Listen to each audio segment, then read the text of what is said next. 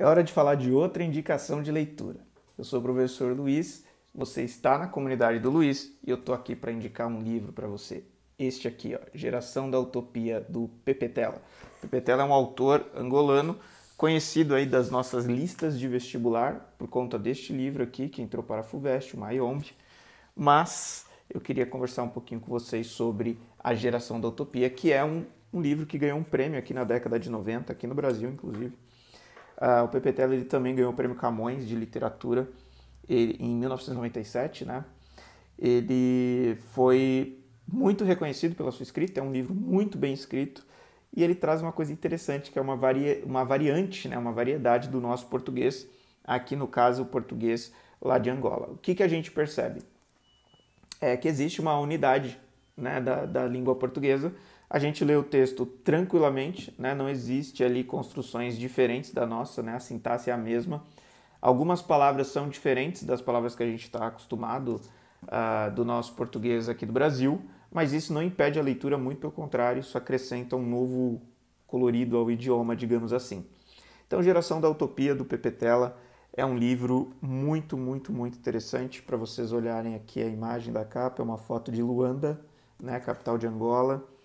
É um romance, vocês estão vendo quem lê livro por quilo, né, um romance um pouquinho grosso, eu não sei quantas páginas exatamente, 380, 400 páginas mais ou menos.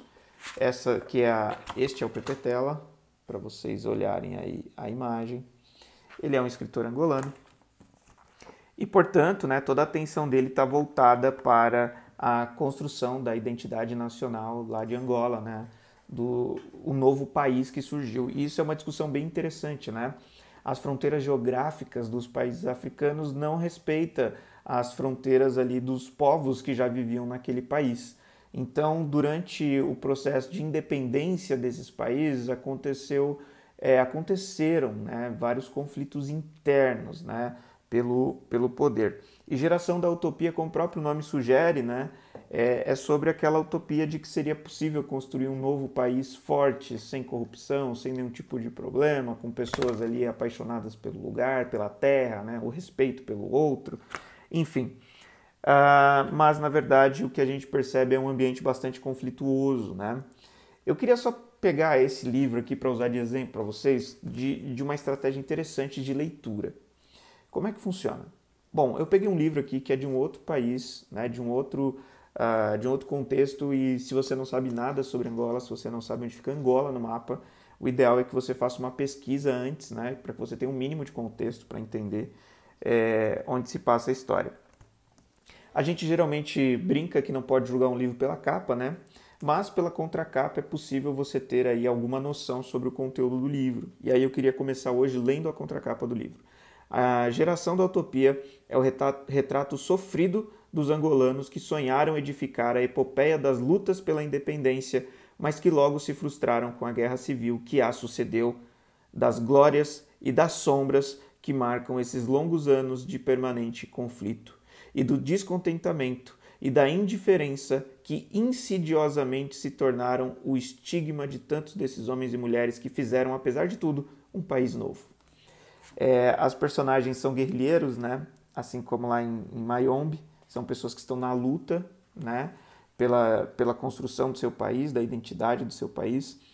E é um livro cheio de boas referências. Eu separei alguns trechos aqui para ler, eu sempre faço a leitura de trechos aqui nas indicações, que eu acho legal vocês terem um contato com a linguagem, apesar de que cada um coloca a sua própria voz aqui durante a leitura. Isso é uma mecânica interessante, né, do ato de ler.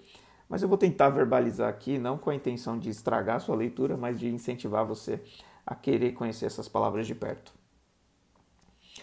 Horácio não gostava de ser contestado, mas compreendeu não era bom tema de conversa.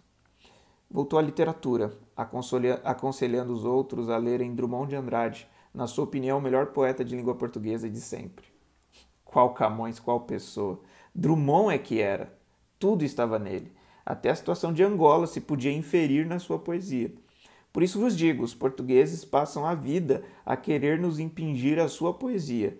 Temos de a estudar na escola e escondem-nos os brasileiros, nossos irmãos, poetas e prosadores sublimes, relatando os nossos problemas e numa linguagem bem mais próxima da que falamos nas cidades. Quem não leu Drummond é um analfabeto.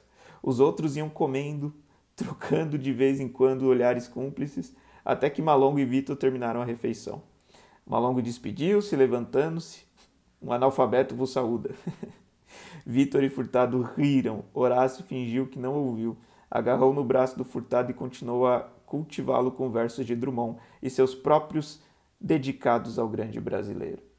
Então, uma referência aqui a Carlos Drummond de Andrade. É interessante essa descoberta, né, da literatura brasileira nesse momento de independência, né, enquanto colônia portuguesa. Eles descobrirem a literatura brasileira como o Brasil já sendo um país independente de Portugal foi bastante significativo. E o Pepe Tela mesmo, né, o autor, ele comenta que a literatura de Graciliano, a literatura até de Guimarães Rosa, né, e do momento regionalista ali da nossa literatura brasileira, do Nordeste brasileiro, provocou muita identificação, né, entre os intelectuais lá de Angola.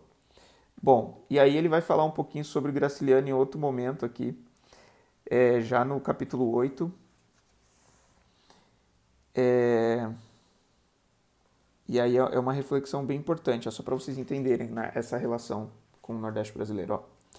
Como pode um homem suportar a fome, o cansaço, a falta de sono, o frio e o medo? De que é feito um homem? Que mais podem exigir de mim? Não sou super. Por que evitar o posto se ao menos ali acabava tudo? Fome, fome. Preocupação número 1 dessa guerra. Sonho e pesadelo do guerrilheiro. Tema central de conversa. Nunca sentira verdadeiramente a fome. Quantos livros descrevem as fomes na Índia, do sul do Saara ou do Nordeste do Brasil? Quantos filmes vira? Afinal, nunca soubera o que é olhar para um esquilo saltando de uma árvore para outra e vê-lo. Não com uma cauda comprida, mas com um roliço pedaço de carne churrascando na fogueira. Só agora sabia o que era fome.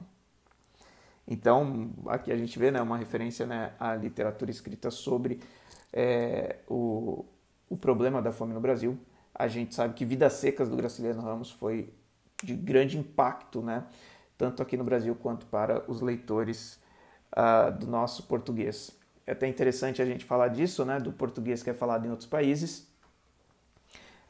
O Pepe Tela é um autor que não gosta muito do termo lusofonia, eu também não sou muito fã desse termo, porque seria uma ideia de que Portugal, de alguma forma, que lidera, que mantém essa unidade, e isso já não acontece há muito tempo.